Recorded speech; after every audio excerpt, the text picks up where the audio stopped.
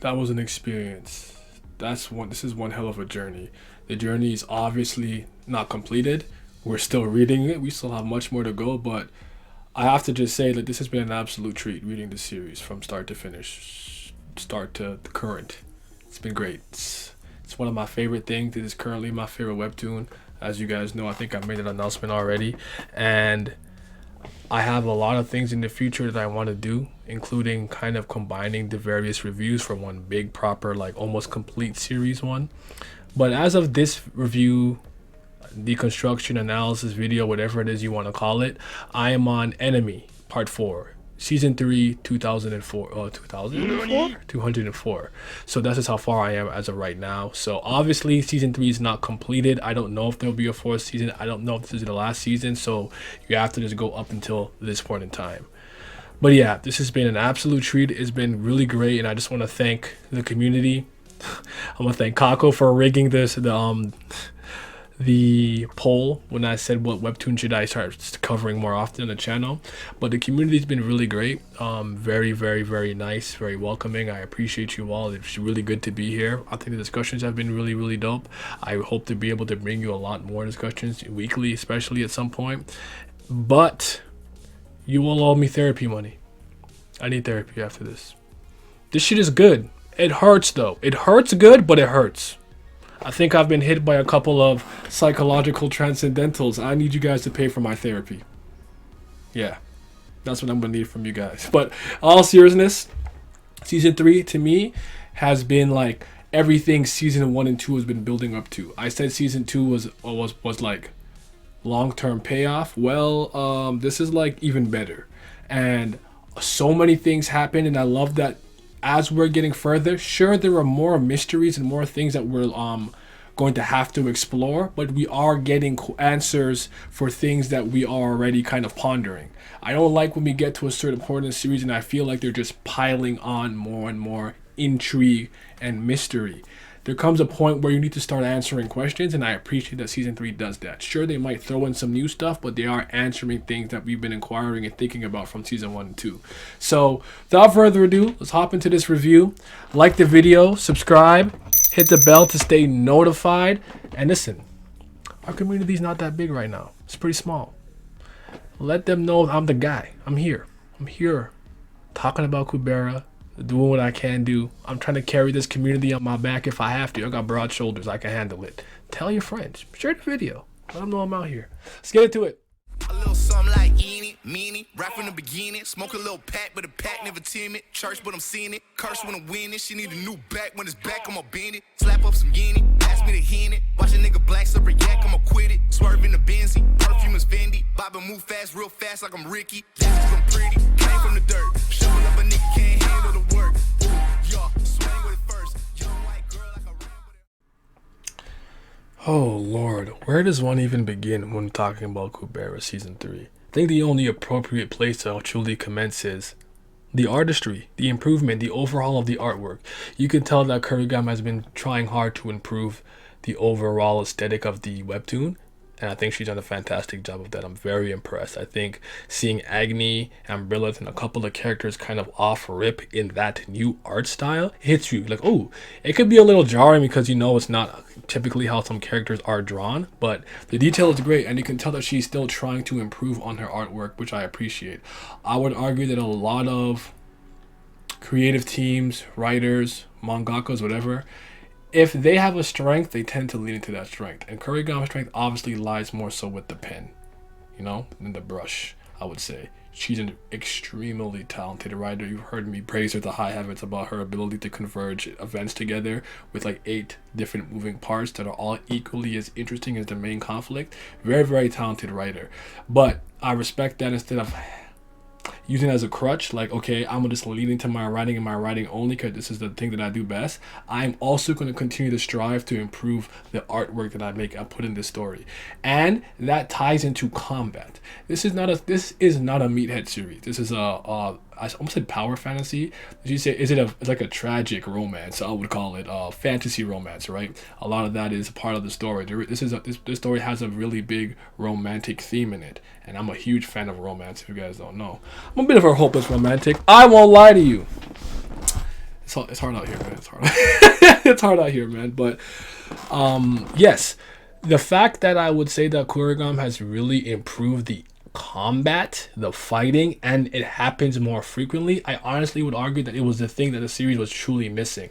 I have to admit that for the first 2 seasons, especially while in season 2 there was a lot more action, even though it was still pretty sparse and it happened sparingly, I thought this was something the series was missing. I didn't need it to have a focus and have a lot of combat in it, but for characters who live for these millions and millions of years and can like wrap themselves around the planets a couple of times and destroy entire solar systems and things of that nature, I'm like, y'all need to start fighting, my dude. Like, y'all can't be this powerful. Y'all got gods, primeval gods, all these Suros and Nastikas and everyone being mad strong, these humans and magic and stuff. And it's like, y'all need to throw some more goddamn hands, baby, because they're too powerful, and to me it's too important. And I like that this season, I would say, to me, has the most combat in it, and a lot of it is nothing incredibly over the top, but enough for it to work. I enjoy just seeing two big kaiju Suras going at it, just, wrestling.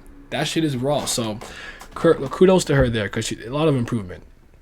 Now, you kind of get her showing off that off rip with Lee's actually using the sword of the end and the golden knight, like the bracelet, and like in tandem with I believe she's riding on Kasak in the Sura realm. Like, it's almost like she was immediately excited to say, look, I've been working on the combat, look at what I'm doing, and it was great. And to see Lee's overall improvement as well was a treat.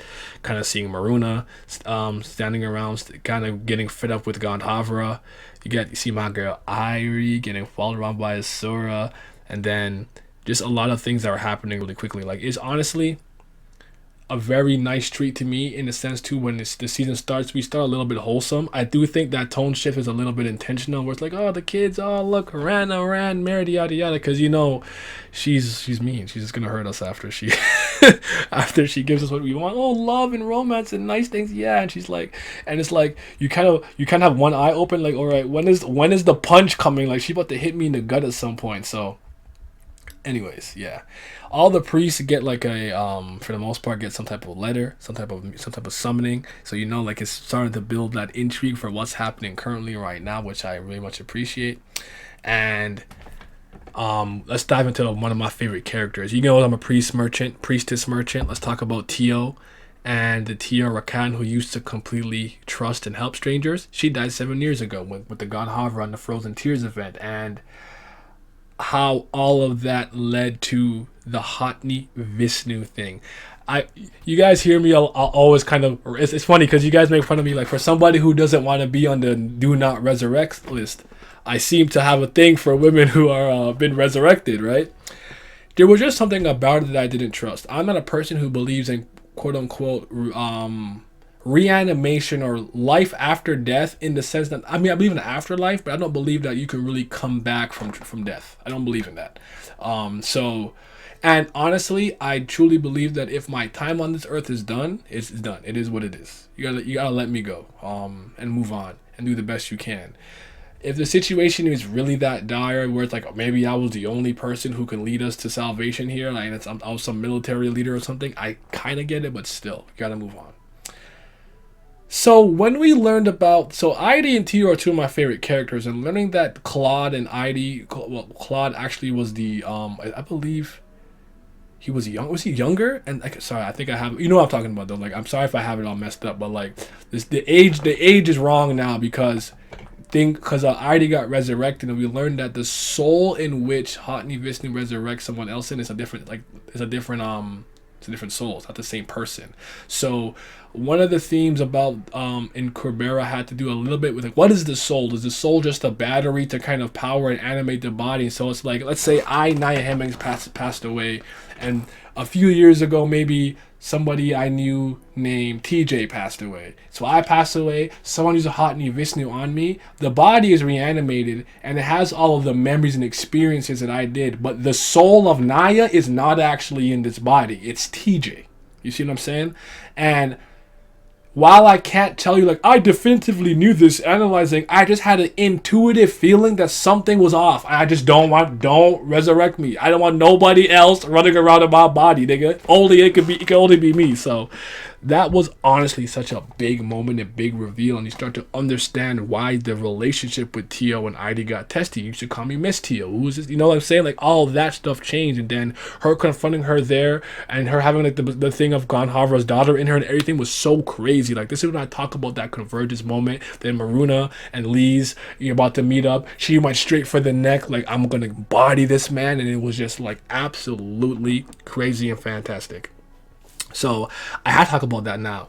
Let's talk about Kaz for a minute, because Kaz's introduction here was really crazy, knowing that he had the triple nil or the triple chaos attribute. I'm sorry if I misremembered how the story itself framed it with the proper jargon. I believe it was triple nil or triple chaos, something to that effect. But man, when you really piece together, because like one of the randomest things Asha did was resurrect Tio, and you're like, what connection do they have and why? What's the reason? And when you really, really figure out, like, wait a minute, Kaz would have been, because of having a triple chaos attribute is still pretty rare. So it's like Kaz has that. If Tio dies, they're going to have to seek someone else to be the priestess of chaos or priest of chaos. So Kaz would have been notified to some degree, or groomed or whatever, brought up to be this new priest, and Lees would have known that Kaz was alive and didn't pass away already, which is big wild to me. That's crazy. 6-dimensional chess. Forget 4D. This is 6 dimensions. So that was magnificent. I oh my lord, I couldn't even believe that happened. But the thing I actually want to speak about related to Kaz was the big brain move that he did on Maruna. That was amazing, with the Eye of Perishment, the thing that Maruna wanted to kind of ascend to the next level. And you know, he's obviously underestimating Kaz. Kaz is a human. This is Maruna as we currently know him, not the one who went through the major character arc that he did that we will touch upon later. But the way that he's like, I want the universe to be destroyed, and kind of tricked him, and boom, I don't have it no more. And it's like, oh, Maruna was pissed and mad. Like, that to me wasn't a crazy event, because I would argue that you would probably look at Kaz and think that he's a bit of a ditzer and airhead. He doesn't have the ability to kind of outsmart anybody like that. Seeing Chandra and Agni, the gods I'm speaking to together too, is really good. You know, Chandra is very pragmatic and an intellectual. And I like that.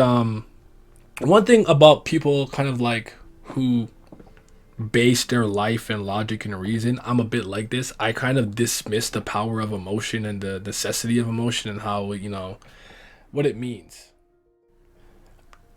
And people like us need somebody who's a bit of an empath, a bit of an intuitive feeler to kind of ground us a little bit, because all of it matters. There's times where being a bit emotional or appealing to emotion is logical. So when Agni says you're smart, so you basically end up being correct most of the time, which is why you don't ever see the possibility of you being wrong. I like these type of little moments here. So I know this is probably a seemingly very unimportant moment, but I appreciate stuff like this because it kind of shows you the dichotomy and the different relationship and the different ways of approach that these two have.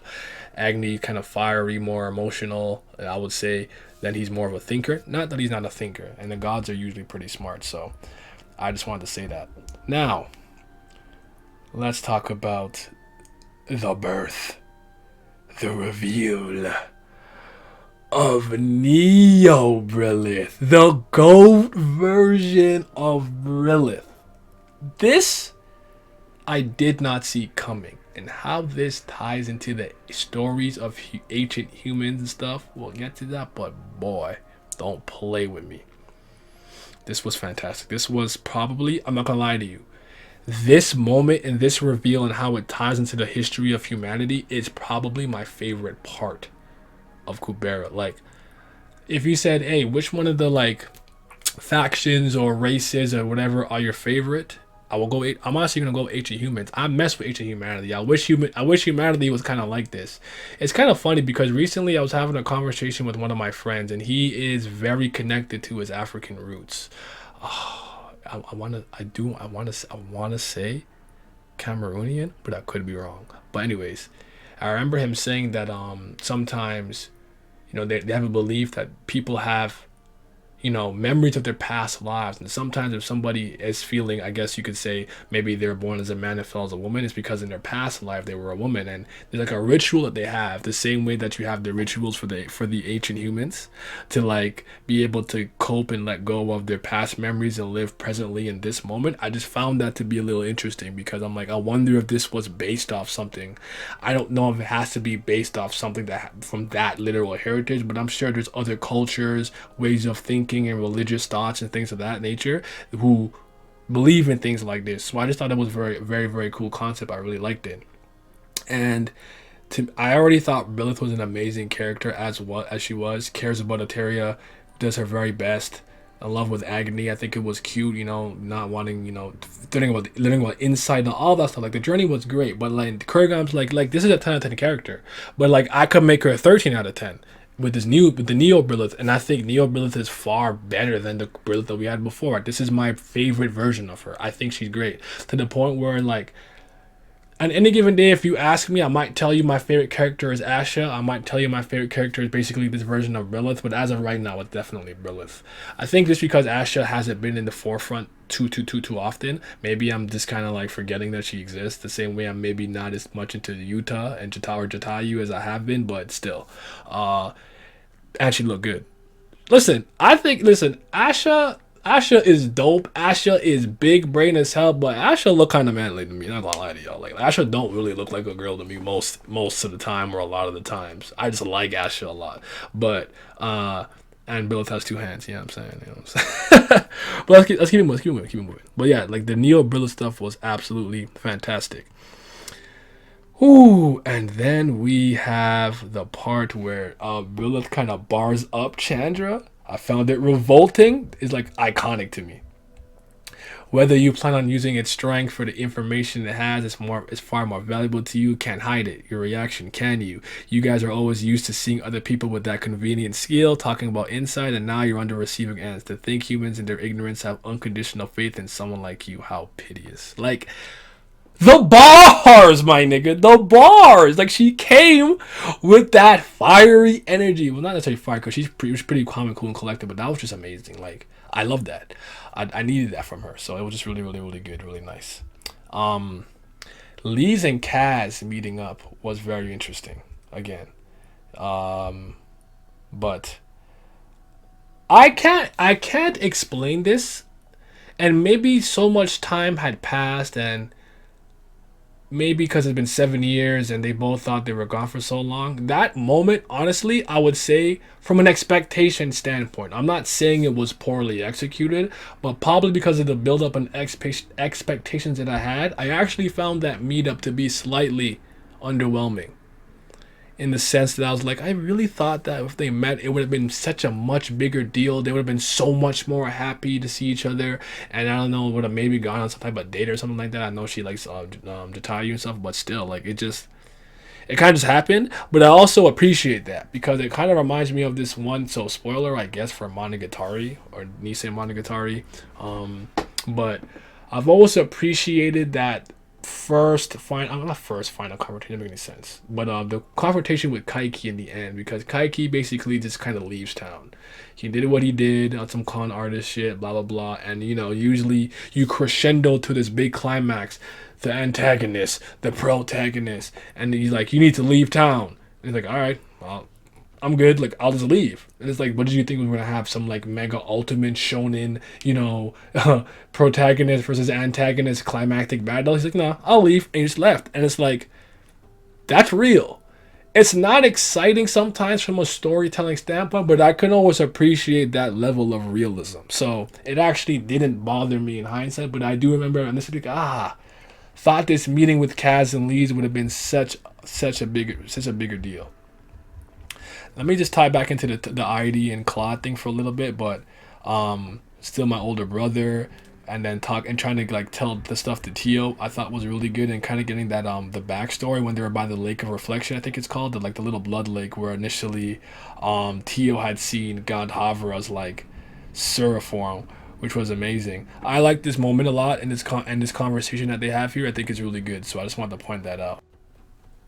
The re-meeting up of Lise and Maruna was a little interesting too, just because like I love the part where it's like the more you use the power of the sword, the deeper your sin becomes, and she just looking at him, man, like get your hands off me before I'll rip you into like what she said, like 40,000 pieces, and just like the accumulation of misfortune and stuff, and that all has significance when later on we learn about.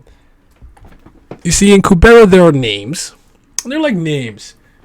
And then there are names. You feel me? You know what I'm talking about, right? So we'll get to that in a second. I really like this part where Agni tells Gun Harvard that dying for him is the ultimate sin. You can't die. You've done too much. You've done way too much harm. You are going to atone and repay the universe at this timeline the best possible future for all the bullshit you've done. I can't stand this Gun Harvard nigga. I don't want to talk about him. I'm just gonna get mad. But anyways. Oh, he's gonna upset me. There was this one moment. I don't remember the two characters' name, but I remember the one of them was being very, very, very, very, very, very rude, and then someone came in and basically dunked on her. Like, I thought fish for always been stupid. You may be the Magic Guild president, but you can't. Like, why? If you're gonna be rude to other people, we should be rude to you. It's okay. Is it okay for us to not be rude to you being rude? And I'm like, damn. And then I remember there was this part too that made me a little bit sad because it said that like Yuta and Lise couldn't make love like normal lovers because they tried, but like he'll try to devour her, and it's just very sad. And then there was that one panel I saw with the picture of Lorraine, Rartia, Pureblood, Brahma, Elo's Magic Guild. Recently visited Arrow Plateau. I can't stand Lorraine, guys. I'm not a fan of her. Saha deserved better. They did my guy dirty. He didn't deserve that, man. I'm so sorry, bro. I'm so sorry, man. You really didn't deserve that. And I don't know if you guys remember the one part where you see that kid, huh? What she said wasn't particularly sad, and the tear dropped a little bit. You know what that means. I'm not even gonna comment. You know what that means. But that was amazing. But yes, and then we also learned about reaching enlightenment. Once you reach enlightenment, you actually leave behind all desire, and you don't want anything anymore. And even your will to protect the universe disappears. So a lot of them don't choose to go to that full enlightenment. You know what I'm saying? There's a bit of stuff with Chess and his story that was interesting. For some reason, I can't completely remember it, so I'm sorry, but I remember that being extremely interesting and extremely important. And then fifth stage Maruna with running into Sampanti again, that was really good. Seeing Taraka, like, what are you fighting against? Like, there's so many moments, but I don't forget the moment where I'm like, is that Asha?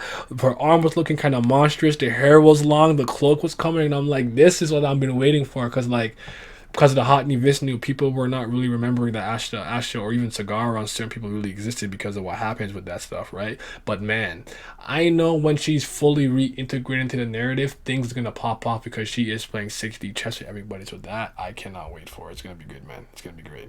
It's gonna be great. The stabby from Brilliance. You guys remember the stabby from Brilliance? You telling me this wasn't a big move? This was a big move right here. You guys already know that was lit. So, yes. Now, we go to Kubera Lee's Anata? You have Anata's name? You what? When I saw that, I didn't even know what to think initially. My brain just went, just fried, overheat. What do I do with this? Why does she have that name? Why did you give it to her? What does it mean? Anata was the strongest. And I think learning about his sin of indifference, does she take that on too?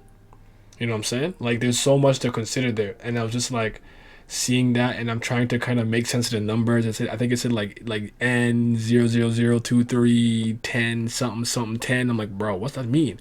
I like how much time she has left. Like, on some death note, I have the Shinigami eyes. I can see the day that which you're gonna perish. That was awesome. And then oh man, Kurigan, what are you doing, man? What are you doing to us? This is a recap more than supposed to be an analysis, but this is like Soul to me had a lot of really good moments that I remember to kind of write down because I thought it was good. But like, see, Kubera, the god of Earth, I don't really trust him. I don't know what his game is. I don't know.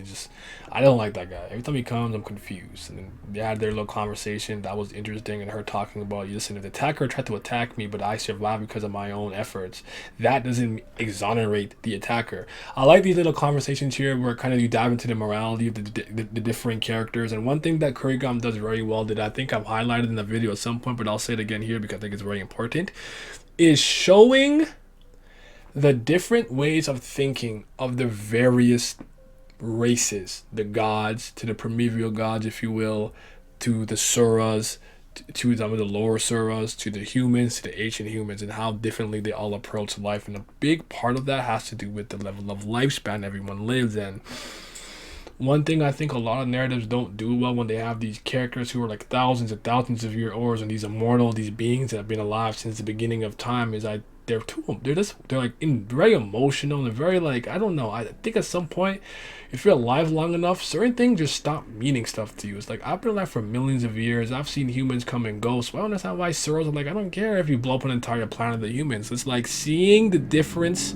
Sorry for all that. Sorry for the car going that fast. Seeing the difference of ideals, ways of life, how the tribe itself works, the hierarchy in which, and all of them has all been solved very fantastic. Even to the point where we see how halves and quarters tie into things who have Sura blood in them. So Kurigam does a very good job highlighting all the differences between all of those moving parts there. So you got to give her credit for that. That was really good. I need to talk about Lila, her dream tracking with Claude.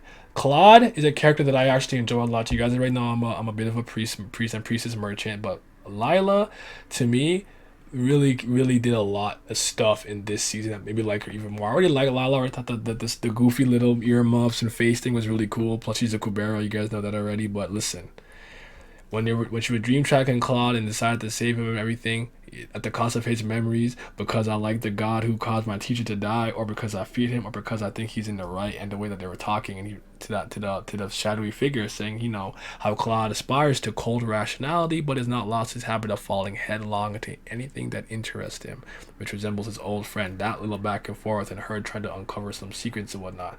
That's a really good moment to me. Like, it stands out to me in the entirety of Kubera. And Lila is a character that I hope gets to continue to have a lot of shine and being extremely important. And her relationship with Chandra is always something that I've liked and appreciated.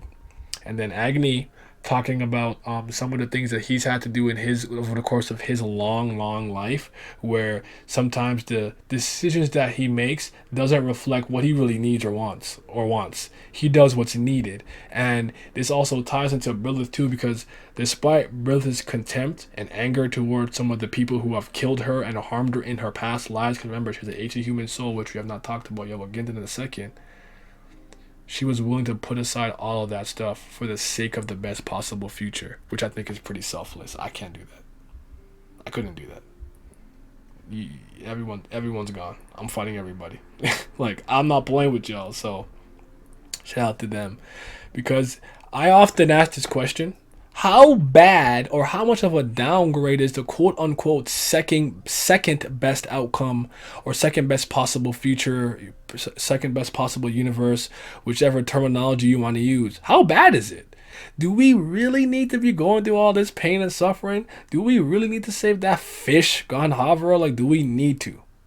Is it an absolute necessity? So I'll be thinking about it all the time. I'm like, I honestly would argue that maybe you just tone it, like, just, you know what, it is what it is, let's just go for the second best one. But they seem to be super adamant on not doing that. So yeah, now let's dive into some of the things that I really want to talk about. I want to talk about ancient humanity and why I like them so much. I kind of spoke about a little bit of I like the concept of, I really like the concept of humanity growing from a technological standpoint in this fashion, because I think it's brilliant.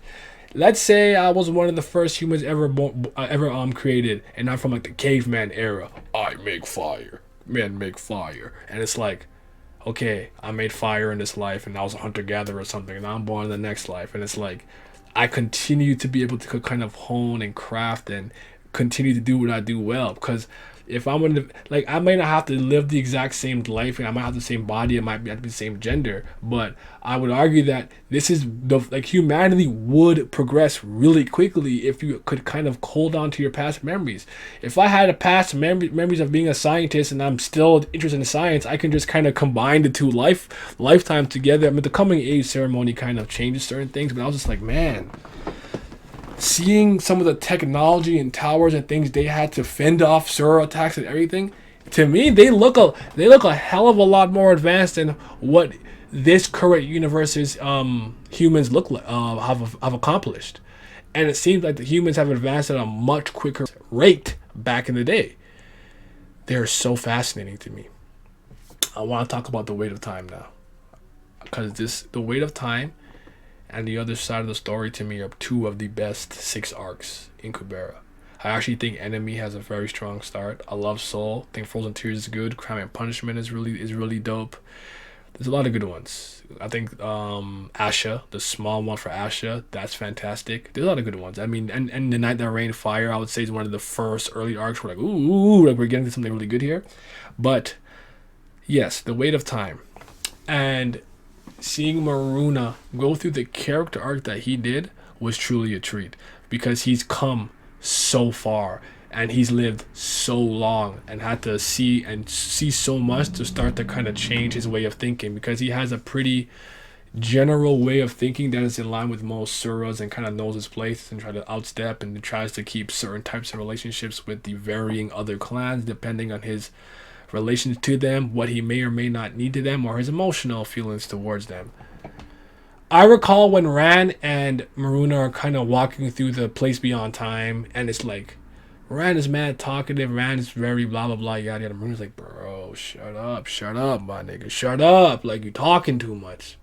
And then you see it later on when he's like with the Raltara, and Raltara's has been kind of had the will to live being out of her, and he's the one in that Ran role. He's flying around, he's trying to talk, he's trying to engage. It's like that changed him was real. And him seeing ancient humanities actually saving them from time to time from attacks and things like that was something I never expected to see, while he's just waiting for Ran or just waiting for whatever he can do. And it's like, bro, how did we get here? This is incredible. Like, I love timey-wimey stuff. I'm a fan of time travel. I'm a fan of the many world interpretation theory. I love multiple timelines, branching timelines. I like multiple universes, pocket dimensions, all that stuff. That probably comes from my background of loving Marvel and DC comics and things like that. But I actually find a lot of times with anime, with manga, with webtoons, sometimes when we get into these type of concepts, people tend to kind of lose interest or not be into it, especially for some reason. Time travel is something that's very contentious with a lot of people. Though I do understand that time travel is one of those things, if you don't kind of do it properly within your narrative, you will kind of ruin it. It's not a joke. Like, if you don't handle time, I like to say timey-wimey because of, like, I almost said Doctor Strange. What the hell is that show called?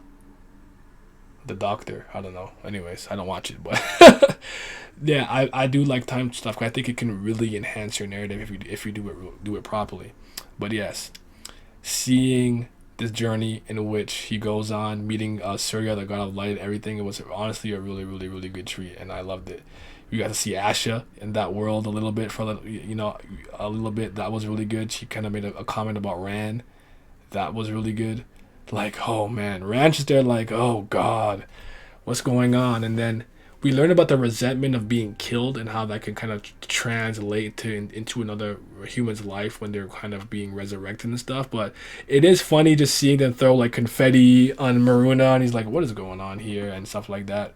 And then him running into Raltara, that was really good.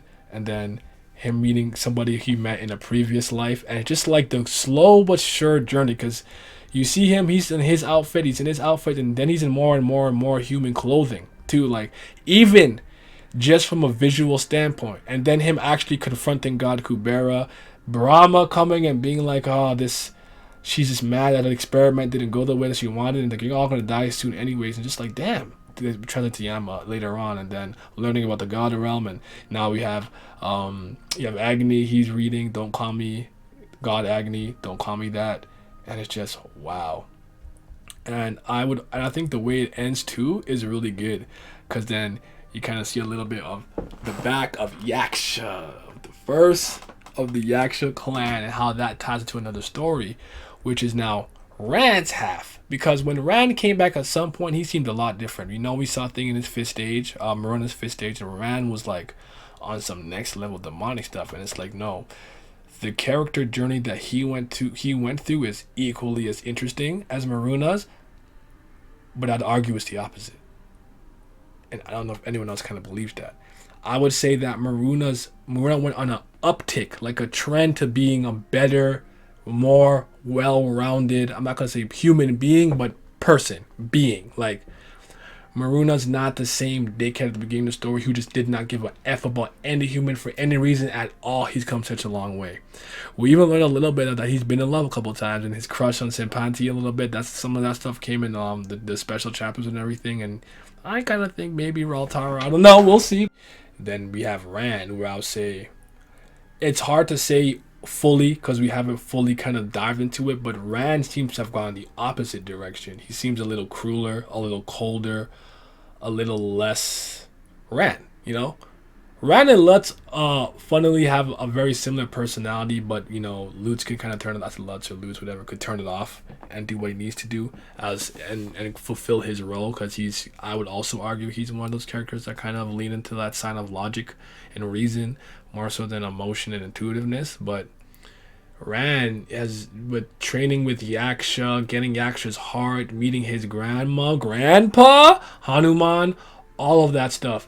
The fact that he got his head blown off and had that memory, because we always knew during the upheaval or the cataclysm, I'm not sure what translation you guys usually go by, we always knew something was off, something was weird, something was different, and we never knew what was the truth behind that story with Rana and whatnot. And we learned that the truth. Like, I always knew or felt that Rand was actually the one that kind of murdered his parents because he couldn't control himself and what stuff. Because obviously, when one of the Suras that lead your clan kind of go berserk, whatever, the emotional resonance causes some of the other clan members to kind of feel that same emotion. They can't always control themselves. But getting that proper reveal was a big deal. I really like that. I think Yaksha, the first of his clan, is an incredibly good character. I love him. What he did for Rand, I think, was so special. And then him getting to get his heart back right at the end to flex against Asura just a little bit, because Asura's got to come for him, blah, blah. And then he took him and he yeeted him. Yeet! Into the goddamn planet. I said, bro, why you tossle like that? I loved it. It was great. Seeing Anana just yoinks Raltara from Sagara too. Like, listen, just give me her, man. Just give it to me. Like, what are you doing over there? Like, let's cut that out. Like, we don't need all of that. I don't think I spoke about the Callie confronting Lee's too much. I know, but I spoke with the name a little bit, but that was a good moment. I don't want to overlook that. I don't want to go too into it, because I think I want us to cover that separately. But the weight of time and the other side of the story to me are like the two sides of the same coin, or whatever you want to call it. But I found it very, very great. I actually thought this arc had a lot of really nice big certification battles where Rand fought with Hanuman. That was really dope. And then obviously Yaksha had a couple of fights. That was really dope, looking like a boss, looking very menacing, and you just gotta put respect on it. And then like the scale and scope of how big they get, how they dwarf these planets, how these beams can just travel like light years across space and stuff. You gotta love it. I thought the stuff with Kanara too was really good. The Kanara clan, and meeting Kanara and knowing stuff about Aryavata and seeing how like her position is weird, being the leader but not necessarily being the strongest. A lot of those things came into play. So you gotta mention that too. And I think this has made Rand very, very strong. I don't think anybody in present time understands how much more powerful Rand has gotten. He's going to be a problem for a lot of people, especially those who are going to decide to underestimate him. There was always something a bit different about him, but with this now, it's over. So really, really, really good stuff. I think the enemy started really, really solid. Gone Harvard ruins everything. Can't stand him. But I'm not gonna talk too much about that part right now. I'm gonna leave that there. But just let it be known of this video. I am on the 4th chapter of Enemy, but I do think it started off with a bang. Extremely powerful. But let's talk about some characters that I think need to be mentioned a little bit. I want to talk about Jatayu, Yuta, because Yuta hasn't been a major focus of this season. And the reason why I want to bring him up is because I often say that I personally very much enjoy how Kurigam handles this cast, the ever expansive cast of Kubera. I think she does a very good job. I'm not saying it's a perfect way of doing it. When you have these stories where as the characters keep growing and going to new places or the same places at different times and things change and you keep getting more and more characters and the cast starts to get bigger and bigger, I truly think it is very difficult to be able to handle all of that. It's not easy. It's freaking hard. And different authors have different ways of doing it. Some authors try to just give everybody minimal focus, everybody a lot of focus, or they don't know what they're doing. They have to start cutting characters. Like, okay, like in terms of importance, I gotta make you have to get less time, so this character get more time. Blah blah blah. Kurigam shifts her focus depending on what's happening. I could make the argument that for a lot of people this is a bad thing. Let's say you don't like Ran and you don't really like Maruna, and you love Lee's.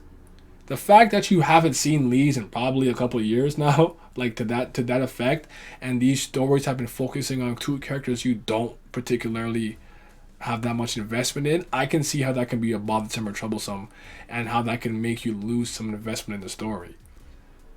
I, however, think that because Kurigam doesn't really have any characters that I would say this is a poorly written character. It's characters I don't like. I can't stand Lorraine. Can't stand Ganhavra. I don't think they're poor characters. And by that doesn't necessarily mean, hey, this character is written so well. God tier. It's as simple for me as this character serves a very deliberate purpose and executes that well. So that's how I will describe Lorraine. Though I do think that Ganhavra is actually like a really good character. I just don't like him. So back on track. I'm on a bit of a tangent. I'm sorry. So I appreciate how she handles the cast by taking focus off Lee's and then off Jatayu. Then we're on Maruna, and then maybe we're talking about Asha. Then we're on Brilliance and Agni. Like, I like that because the way that she always ties in the reintroduction or refocus of a character, it always usually connects to what's happening currently or what the previous characters have already done. So what I mean by that, okay, we're focusing on Maruna, right? And then Maruna and Ran were together for a while. So with the other side, we're like, oh, this is what Ran was doing while Maruna was doing this, waiting for him or trying to find him and stuff like that. Like, sure, we hadn't had that focus on Ran maybe for a little bit. I know Ran wasn't out the picture for that long, all things considered. I'm just saying, like, boom, reintroduce to what he's doing. Oh wait, that directly ties into what's happening. So you have to give credit where credit is due. You have to. Because honestly, I hear a lot of people talk about the writing in this series and writing in that series, and it's like, it don't move me. Y'all be capping a lot of times, but the way that you describe, like the way I think you think Togashi writes or something like that, I'm like, this is how Kurigama actually writes. Like, this is the respect that she should be getting. And it still baffles me that this series is not as popular as it should be. But anyways, nothing we can do about that. It's sad. I do gotta say this. This is just a personal thing. I don't know if I want Claude. Claude has retained his personality, but without the blessing that he received, he's coming across a lot differently to me. What he said with to Leeds, the conversation that they had and stuff was still very, very, very good. But I'm hoping that we can reclaim some of the old one. Now, see, at Sierra, the other one with the brown hair and stuff, the long hair, he had a very interesting character arc. I want to talk about him because I would argue that out of all the priests, to some degree, he was the one that was by far the least interesting or the least memorable until the situation that Chandra and them made with the little crystals and stuff, and he went into what he went into, and he came out like a different nigga. Like, what the fuck? Like, he's with Asha talking, and that stuff was crazy. I love it because he kind of like kind of being pooped on. Even in special chapters, they're like pooping on him, like, oh, he's out of vigor already, haha, blah blah. And it's like, look what he's become now. He's a demon. He's a demon now. Look what you guys have done. So, anywho, that's all real good and dandy. I want to say this one thing about Enemy, then I'm going to talk about some of just miscellaneous things that I think are interesting, and I'm going to wrap it up. I'm not going to ramble too long because I think you guys are probably sitting here like, all right, guy, I'm tired of hearing your voice. A really cool thing about Enemy that I'm currently digging is, I don't know why I never thought about this initially, but if we're going to be talking about a story and narrative that has a lot of romantic stuff, and it's a romance, a fantasy romance at the end of the day, but one of the big goals is to get the best possible timeline, outcome, possibility, future universe, right?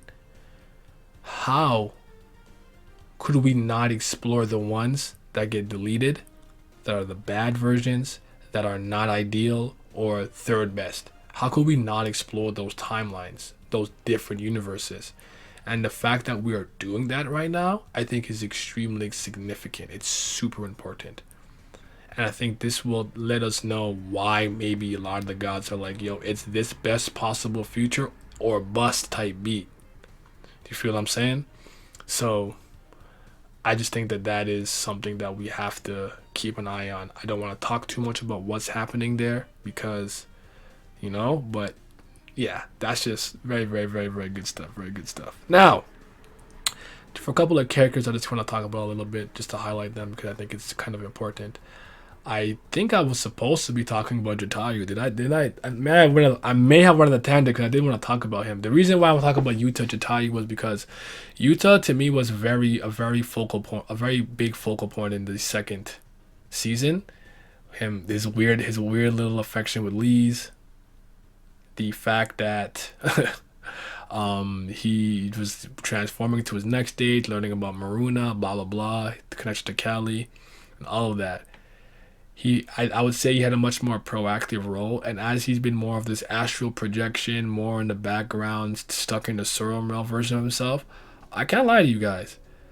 It's not that I don't think he's interesting.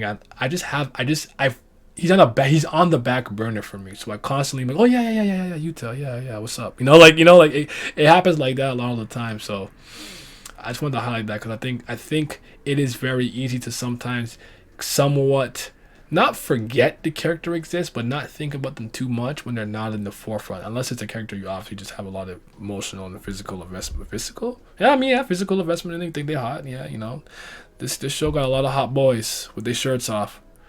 Agni? You think you me, huh? Got your chest out. But anyways, this season has been an absolute treat. It is not done. We're gonna keep going. We're gonna see how it turns out. We're gonna see how it all finishes. I want to bring you guys some discussions. I want to do a video for you guys on my second read through, speaking about all the things I didn't notice on my first read through, because Kubera is obviously a series that's extremely dense with information and dense with things in terms of what you have to remember, even from just the first season. Therefore, this is one of the series that I say, if you're a huge fan of it, there's no way you read it less than twice, minimum twice, and you have to revisit arcs and your favorite moments a lot of the time, because with the foreknowledge that you have of the whole scope of the series and the latest events that happens, when you go back and you read the beginning, you notice so much more because you have the knowledge already. So it's going to enhance the story for you with multiple read-throughs, honestly. So fantastic. Think this season's been a friggin' 10. 10 does not mean perfect to me. It means masterpiece. There is not a single person, story, game, book, concept, whatever that I think is perfect. Nothing in this world is friggin' flawless. I don't care what you think. That's not true. No person, no story, no game, no plant, whatever. I said plant. What the hell? I looked at my cactus. That's why I said that.